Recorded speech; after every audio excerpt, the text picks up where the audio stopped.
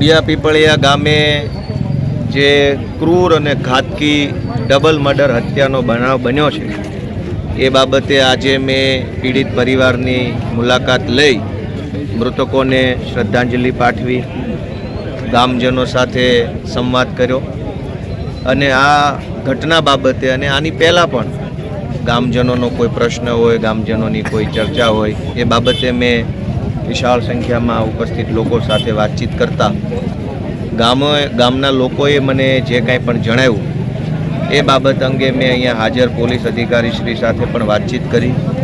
શું તપાસ ચાલે છે, કેવા પ્રકારની તપાસ થઈ રહી છે, એ તપાસમાં શું દમ છે, એ બધી જ ચર્ચા ગામની હાજરીમાં કરી છે. પણ અત્યંત દુઃખનો વિષય એ છે કે ખૂન એક વૃદ્ધ પુરુષ અને એક વૃદ્ધ મહિલાનું ખૂન નથી થયું. આ ખૂન આખા સરકારી તંત્રનું ખૂન છે, કાયદો અને વ્યવસ્થાનું ખૂન થઈ ગયું છે, માણસનું ખૂન નથી. આટલી મોટી સરકાર, આટલું બધું પોલીસ તંત્ર, SP, DYSP, PI, PSI, ASI, D staff, LCB, SOG, આટલું બધી વ્યવસ્થા ઊભી કર્યા પછી પણ જો કોઈ માણસ ખૂન કરી નાખે એટલી મોટી હિંમત થઈ જતી હોય તો આખી વ્યવસ્થાની જ ખૂન થઈ ગયું કહેવાય.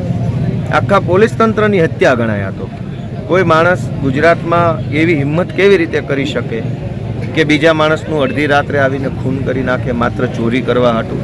એટલે આ બહુ ગંભીર બાબત છે. કાયદો અને વ્યવસ્થા મતલબ હવે આમાં બિહારની ચર્ચા જ ક્યાં કરવાની રહી? વર્ષો પહેલાં એવું કહેવાતું કે યુપી બિહારમાં આવું થાય છે, તેવું થાય છે.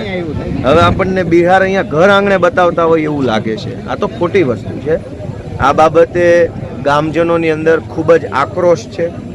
લોકો ભયમાં છે કે એક ઘરે ઘટના બની છે, કાલે બીજા ઘરે બનશે. આ તો ડર ફેલાઈ ગયો. તો ડરના માહોલમાં જીવવું કેમ, કામે કેમ જવું? નાના બાળકો હોય, દીકરા દીકરીઓ હોય, વડીલો હોય, એ બધા લોકોમાં અંદર એક આક્રોશ અને ભય છે. પોલીસને મેં ગામ વતી એક વિનંતી કરી છે, રજૂઆત કરી છે કે ભાઈ તાત્કાલિક વહેલી તકે આનો જે કાંઈ પણ આરોપીઓ હોય એને વહેલી તકે પકડવામાં આવે અને એ આરોપીઓની પાછળ કોઈ પોલીસ અધિકારી, કોઈ નેતા કે કોઈ માથાભારે માણસો છે કે કેમ એની પણ તપાસ થવી જોઈએ. આ બાબત અંગે આજે ગામમાં ચર્ચા થઈ છે.